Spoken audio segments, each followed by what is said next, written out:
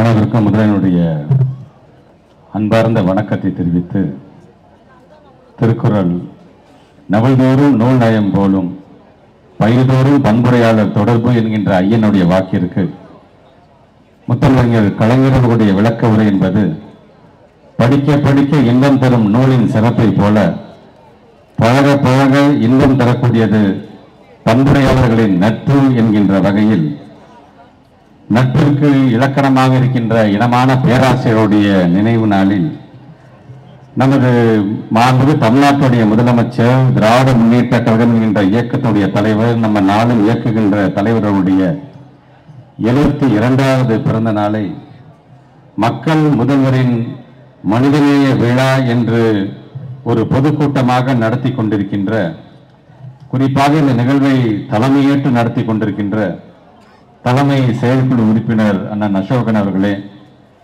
அனைவரும் வரவேற்று அமர்ந்திருக்கின்ற கழக செயலாளர்களே, மாவட்ட அமைப்பாளர்களே, தலைவர்களே, சோளிங்கர் நகர்மன்றத்தினுடைய உறுப்பினர்களே, சோளிங்கர் ஊராட்சி ஒன்றிய குழுவுடைய உறுப்பினர்களே, சோளிங்கர் நகர வட்டக்கழகத்தினுடைய செயலாளர்களே, அணிகளின் அமைப்பாளர்கள் மற்றும் துணை அமைப்பாளர்களே, நிறைவாக நன்றி காட்ட இருக்கின்ற சரத்பாபு, யமீன் ஷரீப் உள்ளிட்ட மேடையில் அமர்ந்திருக்கின்ற அனைத்து சான்றோர் பெருமக்களுக்கும், இங்கே எதிரே அமர்ந்திருக்கின்ற அன்பு தாய்மார்களுக்கும் பெரியோர்களுக்கும், வருகை தந்திருக்கின்ற பயனாளிகளுக்கும் ஒட்டுமொத்தமாக சொல்ல வேண்டும் என்று சொன்னால், முத்தமிழர் கலைஞர்களுடைய உயிரினும் மேலான அன்பு உடன்பிறப்புகள் உங்கள் அனைவருக்கும் முதலினுடைய வணக்கங்களை நான் தெரிவித்துக் கொள்கின்றேன்.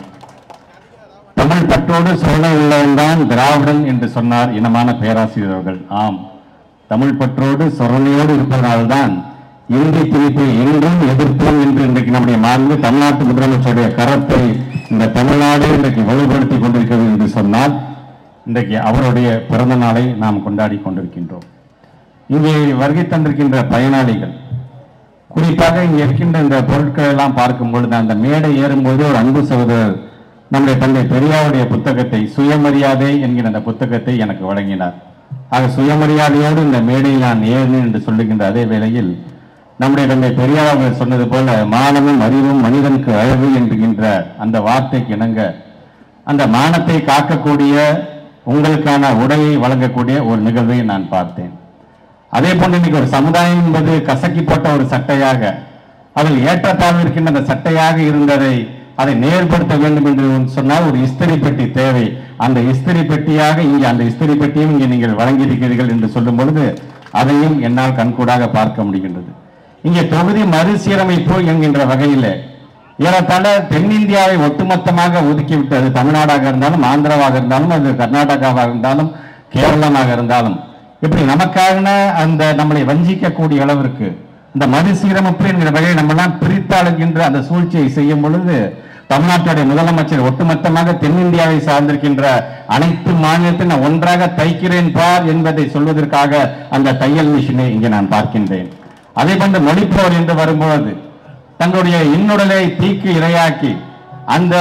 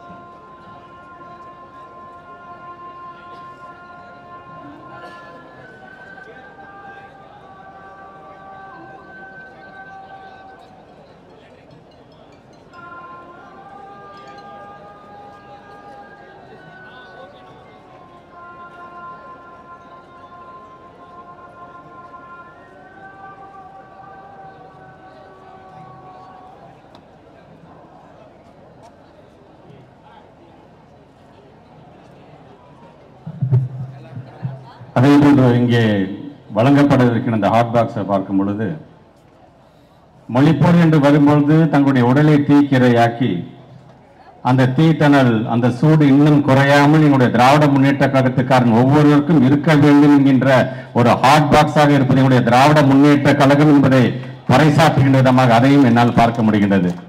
ஆக இன்றைக்கு நாம் அனைவரும் ஒரு ஒத்துமை உணர்வோடு இந்த சாதி இந்த மதம் எதுவும் பார்க்காம எல்லாரும் அண்ணன் தம்பி உருவோடு இருக்கோம் பார்த்தீங்களா. அதற்கு வேட்டு வைக்க வேண்டும் என்று ஒரு கூட்டம் இன்றைக்கு காத்துக் கொண்டிருக்கின்ற பொழுது அதை எதிர்க்கக்கூடிய ஒட்டுமொத்த இந்தியாவிலே ஒரு ஆண்மகன் உண்டு என்று சொன்னால் அது நம்முடைய மாண்பு தமிழ்நாட்டு முதலமைச்சர் அவருடைய பிறந்த நாளைத்தான் இன்றைக்கு நாம் கொண்டாடி கொண்டிருக்கின்றோம். கண்ணியமிகு இஸ்லாமிய சமுதாயத்தை சார்ந்திருக்கக்கூடிய அந்த பாங்கு சத்தத்துக்கு நாம் உரையை பாதிலே நிறுத்துகிறோம். அதே நேரத்திலே நாம் வரம் கேட்கக்கூடிய கோயில் வாசலில் இருந்து அந்த வாசலில் நின்று கொண்டு நமக்கு வரம் வழங்கி கொண்டிருக்கின்ற மனித கடவுளுக்கு இன்றைக்கு நாம் பிறந்த நாளை கொண்டாடி கொண்டிருக்கிறோம் என்று சொல்லும் பொழுது இதை சீரிய முறையில் ஏற்பாடு செய்திருக்கின்ற மாவட்ட கழகத்துடைய செயலாளர் அண்ணன் காந்தி அவர்களுக்கு திருச்சி தெற்கு மாவட்ட கழகத்துடைய செயலாளர் இந்த முறையிலே முதலினுடைய வாழ்த்துக்களையும் பாராட்டுகளையும் தெரிவிக்க நான் கடமைப்பட்டிருக்கின்றேன். ஆக இன்றைக்கு நம்முடைய இனமான பேராசிரியர்களுடைய இந்த நினைவு நாள் இன்று வரும்பொழுது அவரே சொல்லியிருக்கிறார். குறிப்பாக நம்முடைய மாண்பு தமிழ்நாட்டு முதலமைச்சரை பார்த்து அவரோட கூட்டத்திலே உரையாற்றும் போது சொன்னார், அன்பு தம்பி மு.க. ஸ்டாலின் தன்னுடைய தந்தையை போலே உழைப்பு உழைப்பு உழைப்பை மட்டுமே தாரக மந்திரமாக வைத்து உழைத்துக் கொண்டிருக்கிறார் என்று சொல்லும் பொழுது அப்படிப்பட்ட இனமான பேராசிரியருடைய இந்த நினைவு நாளில் இன்றைக்கு நாம் எல்லாம் ஒன்று கூடியிருக்கிறோம். இது தேவையான இன்றைக்கு ஒன்றுதான். அதனால்தான் நான் ஆரம்பத்திலேயே சொன்னது போல தமிழ் பற்றோடு சொரணை உள்ளவன் திராவிடன் என்ற விதத்தில் தான் இன்றைக்கு ஒட்டுமொத்தமாக இந்தியா மட்டுமல்ல உலகமே திரும்பி பார்க்கக்கூடிய ஒரு நாடாக நாம் இருந்து கொண்டிருக்கின்றோம். குறிப்பாக இனமான பேராசிரியர்களை பற்றி சொல்ல வேண்டும் என்று சொன்னால் அவருடைய பேரில் பல திட்டங்கள் இருக்கின்றது. நாம் பல விஷயங்களை நாம் நிறைவு கூறி நம்மால் பேச முடியும் என்று சொன்னாலும் என்னுடைய துறை சார்ந்து டிபிஐ வளாகம் என்று சொல்லக்கூடிய அந்த கல்வி வளாகத்திற்கு பேராசிரியர் அன்பகனார் வளாகம் என்று நம்முடைய மாண்பு தமிழ்நாட்டு முதலமைச்சர் பெயர் சூட்டினாரு. அது சால பொருத்தமான ஒரு பெயர். அது மட்டுமல்ல 2023 அதே வளாகத்தில் இனமான பேராசிரியர் அவர்களுக்கு ஒரு முழு உருவ சிலையை திறந்து வைத்தார் நம்முடைய தமிழ்நாட்டுடைய முதலமைச்சர். திறந்து வைத்த தேதி என்ன தெரியுமா? ஆகஸ்ட் மாதம் 10ஆம் தேதி. ஆம், 1948 ஆகஸ்ட் மாதம் அதே 10ஆம் தேதி தான் இந்தி திணிப்புக்கான இரண்டாவது மொழி போராட்டம் தொடங்கப்பட்ட நாள் என்பதற்காக அன்றைக்கு அவருக்கான சிலையை உருவாக்கி தந்தார் நம்முடைய மாண்புமிகு தமிழ்நாட்டுடைய முதலமைச்சர் அவர்கள். அது மட்டுமல்ல, நம்முடைய இயக்க தலைவர் தமிழ்நாட்டுடைய முதலமைச்சர் தொடர்ந்து ஒவ்வொரு மாவட்டத்திற்கும் கள ஆய்வு செல்வதாக இருந்தாலும் சரி, அது கழகத்தினுடைய நிகழ்ச்சியிலே கலந்து கொள்வதாக இருந்தாலும் சரி, அவை அனைத்தையும் உள்வாங்கிக் கொண்டு அடுத்த நாள் உங்களில் ஒருவன் என்கின்ற பெயரில் முரசொலில் அதற்கான மிகப்பெரிய கட்டுரை எழுதுவார். அந்த கட்டுரையை எழுதும்போது அங்கே அவர் சந்தித்த தாய்மார்கள், அங்கே அவர் சந்தித்த மாணவர்கள், அங்கே நம்முடைய இயக்கம் எந்த அளவுக்கு இன்னைக்கு சிறப்பாக செயல்பட்டு கொண்டிருக்கின்றது என்பதெல்லாம் விரிவாக சொல்லக்கூடிய உங்களில் ஒருவன். அதே போன்று அதன் தொடர்ச்சியாகத்தான் நம்முடைய தமிழ்நாட்டுடைய முதலமைச்சர் பிப்ரவரி மாதம் 25ஆம் தேதி ஒரு கட்டுரையை தொடங்கினார். அந்த கட்டுரை என்ன என்று சொன்னால், இந்தி திணிப்பை என்றும் எதிர்ப்போம் என்கின்ற தலைப்பில் அன்றிலிருந்து இன்று வரைக்கும் ஏறத்தாழ ஒரு 10 விதமான கட்டுரைகளை எழுதி முடித்தார். அந்த கட்டுரையை முடித்த பிறகு அவர் சொன்னார், இன்றுடன் இந்த கட்டுரை நிறைவு செய்கிறது, இனி களத்தில் நம்முடைய பணியை தொடருவோம் என்று அந்த கட்டுரை நிறைவு செய்வார். ஆக அந்த அளவுக்கு நமக்கான அந்த மொழி போர் என்று வந்தால் அந்த மொழி உணர்வோடு நாம் எப்படி இருக்க வேண்டும் என்பதற்காக எழுதப்பட்ட கட்டுரை தான். ஆம், அதே கட்டுரை தான். இதுதான் இன்றைக்கு நேற்று மட்டுமல்ல. இந்தி திணிப்பு என்பது 1937ஆம் ஆண்டிலிருந்து தொடர்ந்து அன்னைக்கு தந்தை பெரியாராக இருந்தாலும், பேரறிஞர் அண்ணாவாக இருந்தாலும், முத்தமிழர் கலைஞர் சிறு வயது பையனாக இருந்தாலும் அன்றிலிருந்தே தொடங்கப்பட்ட போராட்டம் இன்னும் தொடர்ந்து கொண்டேதான் இருக்கின்றது. அதனால்தான் திராவிடர் கழகத்தினுடைய தலைவர் ஐயா ஆசிரியர்கள் என்றைக்குமே சொல்வார், இது இன்னைக்கு நேற்று மட்டுமல்ல, இன்னும் 100 ஆண்டு இப்படி இருந்துகிட்டே தான் இருக்கும். ஆனால் அதை எதிர்த்து போராடுவதற்கு ஒரு நல்ல தலைவர் தேவை என்று சொல்வார்.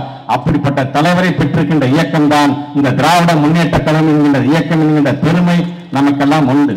ஆக அந்தந்த காலத்துக்கு தகுந்தாற் போல் அந்த மொழியை திணிக்கக்கூடிய அந்த பணியை இன்றைக்கும் அந்த ஒன்றிய அரசு செய்து கொண்டிருக்கிறது என்று சொல்லும் பொழுது அதை எதிர்த்து குரல் கொடுக்க வேண்டும் என்பதற்காகத்தான் இது போன்ற கட்டுரைகளை தொடர்ந்து அந்த கட்டுரையிலே இந்தி திணிப்பை பற்றியாக இருந்தாலும் சரி, அல்லது திராவிட முன்னேற்ற கழகத்தை சார்ந்திருக்கிறவர்கள் எடுத்த அந்த போராட்டங்களாக இருந்தாலும் சரி, அந்த அடக்குமுறைக்கு ஆளானவர்களை பற்றியெல்லாம் தொடர்ந்து எழுதிக் கொண்டே வந்தார் நம்முடைய தமிழ்நாட்டின் முதலமைச்சர். இதை பார்க்கும் பொழுது எப்படி என்று சொன்னால், ஒரு ஆசிரியர் தன்னுடைய மாணவனுக்காக கொடுக்கப்பட்ட ஒரு கைடு போலே அதை நீங்க பார்க்கலாம்.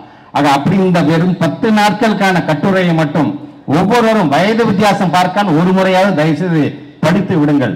இந்த மொழிப்போர் என்று வரும்போது எப்படியெல்லாம் குரல் கொடுத்திருக்கிறோம் என்பதை நம்முடைய தமிழ்நாட்டு முதலமைச்சர் அதை மீண்டும் நினைவுபடுத்துகின்ற விதமாக, ஏன்னால் இங்கே உரையாற்றி அமர்ந்திருக்கின்ற நம்முடைய மாண்புமிகு அமைச்சர் சொன்னது மாதிரிதான், வருகை தந்திருக்கின்ற பொதுமக்கள் ஒண்ணு மறந்திருக்க மாட்டீங்க. நீங்க நம்பிக்கை வச்சு நீங்க வாக்களிச்சாதான் மேடையில் இருக்கின்ற நாங்களாம் அமைச்சர்களாக அல்லது நகரமன்ற தலைவர்களாக துணைத் தலைவர் இந்த பொறுப்பெல்லாம் எங்களுக்கு யார் கொடுக்கிறார் சொன்னால் நீங்க மனசு வச்சாதான். அதனால்தான் நம்முடைய மாண்புமிகு தமிழ்நாட்டு முதலமைச்சர் ஆட்சி மாற்றம் ஏற்பட்ட பிறகு 2021, ஏன்னா நம்முடைய மக்கள் கொஞ்சம் மறதி கொஞ்சம் ஜாஸ்தி, அதை அப்பப்ப நாங்கள் ஞாபகப்படுத்த வேண்டியது எங்களுடைய கடமை என்பதற்காக இதை சொல்கிறேன் தவிர வேற அல்ல. 2021 நாம் ஆட்சிக்கு வந்த போது கொரோனா எந்த அளவுக்கு தலைவிரித்து ஆடியது. நம்மளோட சொந்த பந்தமே நம்ம வந்து பார்த்தாங்களா? எத்தனை பேர் இறந்தாங்கிறது என்னைக்காச்சும் வெளியில போகும்போது கட் அவுட்டை பார்த்தாதான் சரி, ஐயோ இவர் இறந்து போயிட்டாரா, அட நேற்று வரைக்கும் பேசிட்டு இருந்தாரு என்று அப்படிப்பட்ட ஒரு சூழ்நிலை. சொந்த பந்தம் பார்க்காது, கதவை இழுத்தி சாத்திக்குவோம், பக்கத்து வீடா இருந்தாலும் திறந்து பார்த்து அவங்க போய் பேசுறதுக்கு நம்ம யோசித்தோம் நாம். ஆக அப்படி இருந்த பொழுது ஒரு கொரோனா வார்டு என்று வரும்போது அந்த கொரோனா வார்டுல இன்னைக்கு அதிகப்படியாக அன்றைக்கு அனுமதிக்கப்பட்டிருந்தாங்க பல நோயாளிகள். ஆக நம்முடைய மாண்புமிகு தமிழ்நாட்டு முதலமைச்சர் ஆட்சி பொறுப்புக்கு வந்தது பிறகு நேரடியாக என்ன செஞ்சார்? நேரடியாக கோயம்புத்தூருக்கு சென்றார்.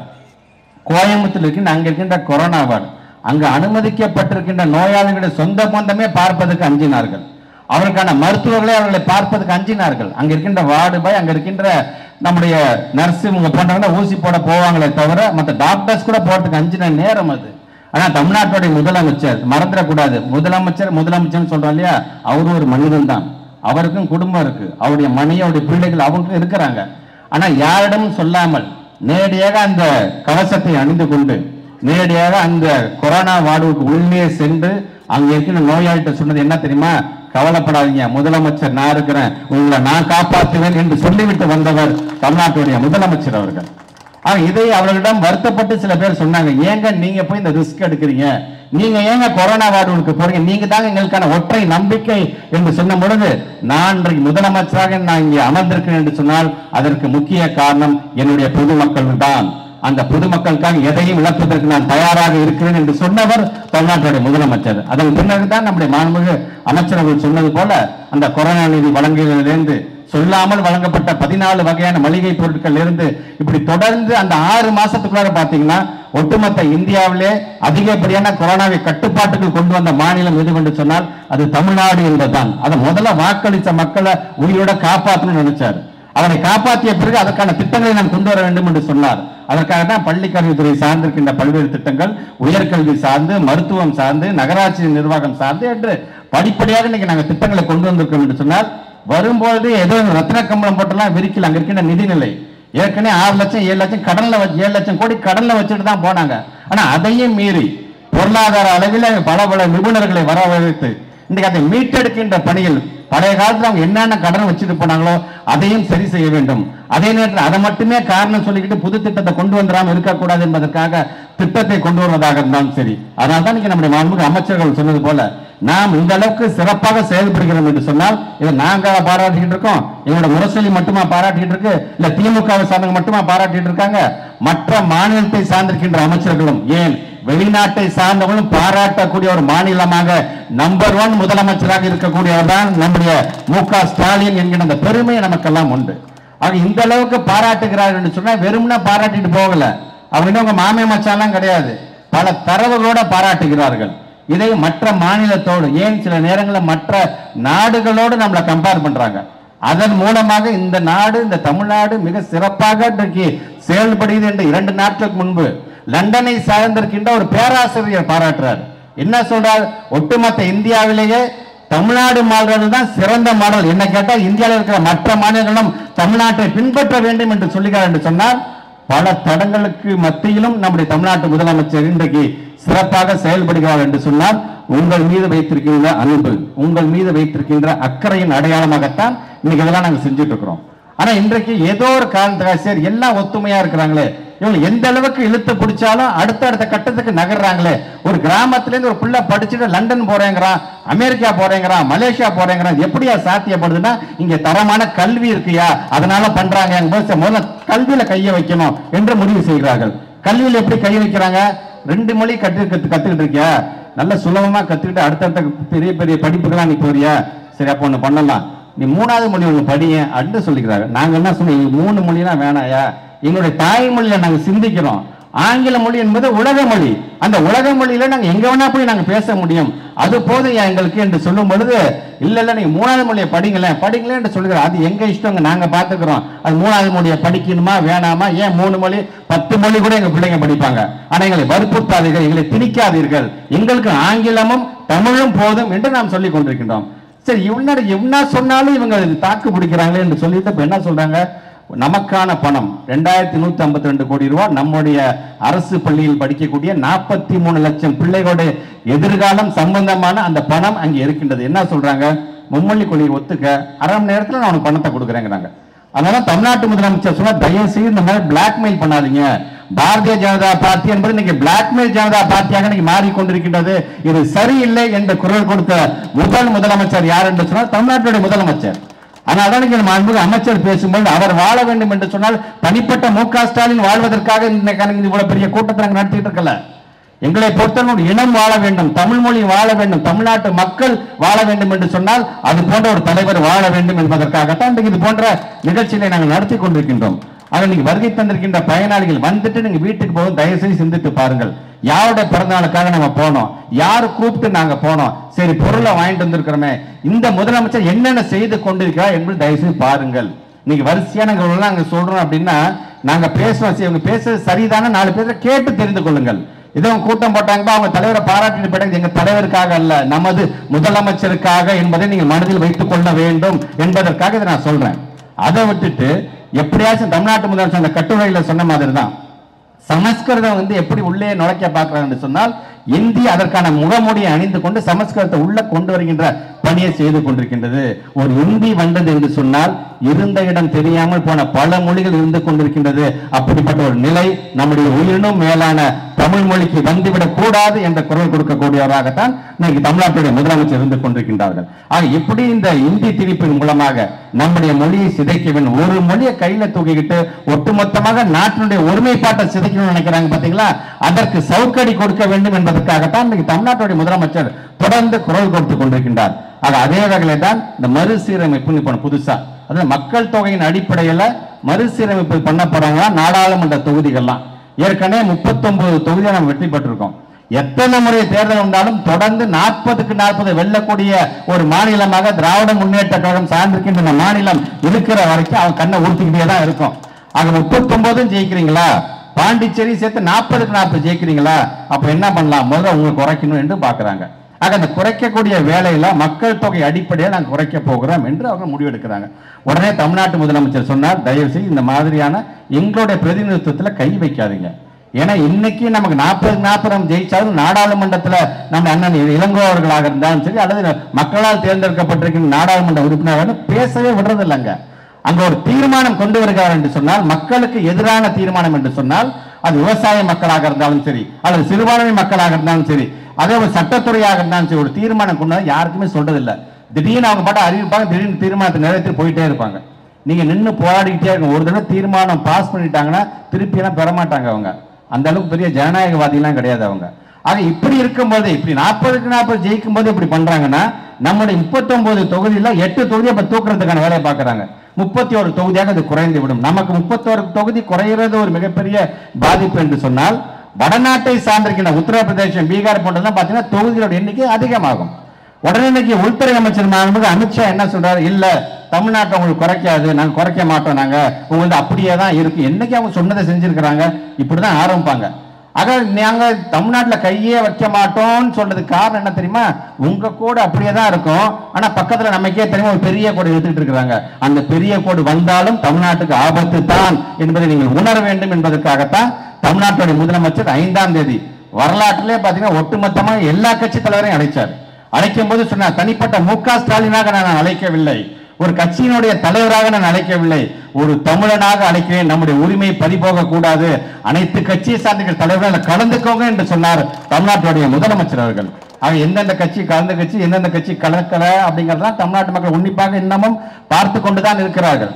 ஆக அதுல ஒரு கூட்டு நடவடிக்கை குழு எடுக்க வேண்டும் என்று எல்லா கட்சி தலைவர்களும் அந்த தீர்மானத்துக்கு, தமிழ்நாட்டு முதலமைச்சருடைய தீர்மானத்துக்கு வரவேற்றாங்க. அந்த கூட்டு நடவடிக்கை குழுவின் மூலமாக தென்னிந்தியாவை சார்ந்த இன்றைக்கு தமிழ்நாட்டுடைய முதலமைச்சர் அந்த கடிதத்தை தென்னிந்தியாவை சார்ந்திருக்கின்றார். அது ஆந்திரமாக இருந்தாலும் சரி, கர்நாடகமாக இருந்தாலும் சரி, கேரளா, இது போன்ற பகுதியை சார்ந்திருக்கின்ற முதலமைச்சர்கள், முன்னாள் முதலமைச்சர்கள் எல்லாத்துக்கும் நீ கடிதம் எழுதியிருக்கார். என்ன என்று சொன்னால் 22ஆம் தேதி நாம் அனைவரும் ஒன்று கூடுவோம், ஒன்று கூடி இதற்கான ஒரு நல்ல தீர்வை நாம் எடுப்போம் என்று நீங்க கடிதம் எழுதியிருக்கிறார் தமிழ்நாட்டுடைய முதலமைச்சர். ஆக இப்படி தொடர்ந்து ஒவ்வொரு ஆண்டும் பார்த்தீங்கன்னா ஏதாச்சும் விதத்தில் நமக்கான இடர்பாடுகள். மாண்புமிகு அமைச்சர் சொன்ன மாதிரி இயற்கை பேரிடர் நம்மளுடைய குடும்பத்தை சார்ந்து நம்முடைய தாய்மார்களா இன்னைக்கு அந்த வெள்ளத்தில் இன்னைக்கு தத்தளிச்ச போது ஒட்டுமொத்தமாக பார்த்தீங்கன்னா எவ்வளவு நமக்கு தேவைப்படுது. நம்முடைய தமிழ்நாட்டுக்கு மட்டும் 45,000 கோடி ரூபாய் தேவைப்படுது. அது சீர் செய்வதற்கு மட்டுமே. அந்த 45,000 கோடியில ஒன்றிய அரசு நமக்கு வழங்கின கோடி எவ்வளவு தெரியுமா? வெறும் 273 கோடி ரூபாய் மட்டுமே.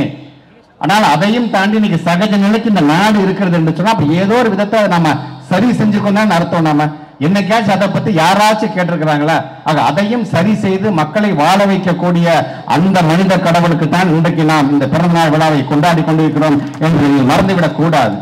ஆக கொள்கை ரீதியாக நிற்கும். 75 வருடம் கடந்து திராவிட முன்னேற்ற கழகம் இன்னைக்கு நிலைத்து நிற்குது என்று சொன்னா நம்மள மாதிரி வெற்றி பெற்றவங்க கிடையாது, நம்மள மாதிரி தோல்வி அடைஞ்சவங்க கிடையாது. நான் தைரியமா சொல்ல, ஆமாம், நம்மள மாதிரி வெற்றி பெற்றவங்க கிடையாது, தோல்வி அடைந்தவர்கள். ஆனால் இன்றைக்கும் இந்த இயக்கம் நிற்பதற்கு காரணம் நாம் கொண்டிருக்கின்ற கொள்கை என்பதை நீங்கள் மறந்துடக்கூடாது. தந்தை பெரியாரும் பேரறிஞர் அண்ணாவும் அந்த கொள்கை தீபத்தை அணையாமல் முத்தமிழ் கலைஞரிடம் வழங்கினார்.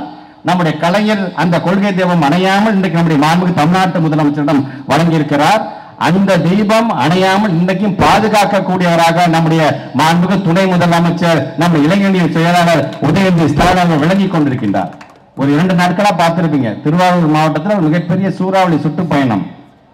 அந்த சூறாவளி சுற்றுப்பயணத்துக்கு போகும் பொழுது யார்கிட்டையுமே சொல்லாமல் அங்கே இருக்கின்ற ஒரு தியாகி, மணிப்பூர் தியாகி சாரங்கபாணி வீட்டுக்கு போறாரு. உள்ள எல்லாத்துக்கும் ஆச்சரியம், என்ன துணை முதலமைச்சர் நம்மளுடைய வீட்டுக்கு வந்திருக்காரு, என்னங்க முன்னாடியே சொல்லக்கூடாதாங்க, ஏதாச்சும் ஏற்பாடு செஞ்சிருக்கோமே என்று அவர்கள் சொல்லி அவங்க அவ்வளவு பிரமிச்சு அவங்களை பார்க்கும் பொழுது துணை முதலமைச்சர் இந்த குடும்பத்தை பார்த்தவங்கள்ட்ட அவங்க சொல்றாங்க, அம்மா நாங்களாம் இன்னைக்கு இயக்கத்தின் சார்ந்த வழிநடை போடுறோம் என்று சொன்னால் இந்த சாரங்கபாணி போன்ற தியாகிகளால் தான் நாங்களாம் இன்னைக்கு துணை முதலமைச்சர், முதலமைச்சர், அமைச்சர், சட்டமன்றத்தில் வெள்ளையும் சொல்லையுமா நாங்கள் அடையிறோம் பார்த்தீங்களா, அதற்கு காரணம் இது போன்ற மொழிப்போர் தியாகிதாமா என்று சொல்லி அவங்களை வணங்கி விட்டு வந்தார் நம்முடைய மாண்பு துணை முதலமைச்சர் அவர்கள்.